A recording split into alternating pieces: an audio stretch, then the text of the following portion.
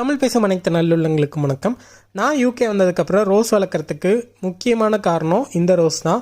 First நான் UK வந்ததுக்கப்புறமேட்டு எதிர்ச்சியாக ஒரு garden centre போயிருந்தப்போ ஹாஃப் ப்ரைஸில் இந்த ரோஸ் வந்து இருந்தது. சரி ட்ரை பண்ணலாம்னு சொல்லிட்டு வாங்கிட்டு வந்து வீட்டில் நட்டு வச்சேன்.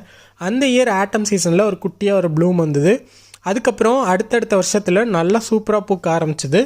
வாசனை சும்மா சொல்லக்கூடாது, செம்மையான வாசனையாக இருக்கும். எல்லாத்துக்கும் பன்னீர் ரோஸ் தான் தெரியும் இந்தியாவில், ஆனால் அதை விடவே இது சூப்பரான வாசனையாக இருக்கும். அதுக்கப்புறம் தான் எனக்கு கொஞ்சம் கொஞ்சமாக இந்த ரோசஸ் பற்றின ஆர்வம் அதிகமாச்சு. ரோசஸை பற்றி படிக்க ஆரம்பித்தேன். ரோசஸ் வந்து ஹிஸ்ட்ரியில் எவ்வளவோ ப்ளே பண்ணியிருக்கு அப்படிங்கிறத தெரிஞ்சுக்கிட்டேன். உலக அளவில் நிறைய அரசர்கள் ராணிகள் வந்து ரோசஸ் வந்து எப்படி விரும்பியிருக்காங்க, அந்த ரோசஸ் வந்து எப்படி ப்ரீட் பண்ணி நிறைய புதுவிதமான ரோசஸ்லாம் கண்டுபிடிச்சாங்க.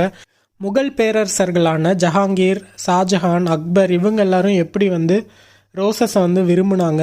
பாபர் வந்து அவருடைய பொண்ணுங்களுக்கு வந்து எப்படி ரோசஸோடைய நேம் எல்லாம் வச்சாரு.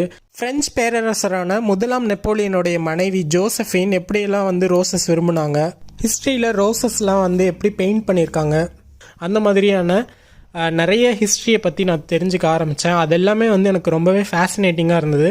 அதுக்கப்புறம் தான் நான் வந்து யூகேயில் நிறைய ரோசஸ் வந்து எப்படி ப்ரீட் பண்ணுறாங்க, அதை ப்ரீட் பண்ணி மக்களுக்கு சேல் பண்ணுறதுல எவ்வளோ ப்ராசஸ் இருக்குது, எவ்வளோ வருஷங்கள் அது ஆகுது, சீட்ஸ் மூலிமா எப்படிலாம் அதை வந்து க்ரோ பண்ணுறாங்க அப்படின்றத பற்றிலாம் நிறைய தெரிஞ்சுக்கிட்டேன்.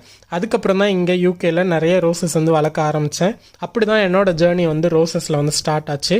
எனக்கு இந்த ரோஸ் வந்து ரொம்பவே ஸ்பெஷலான ரோஸ்.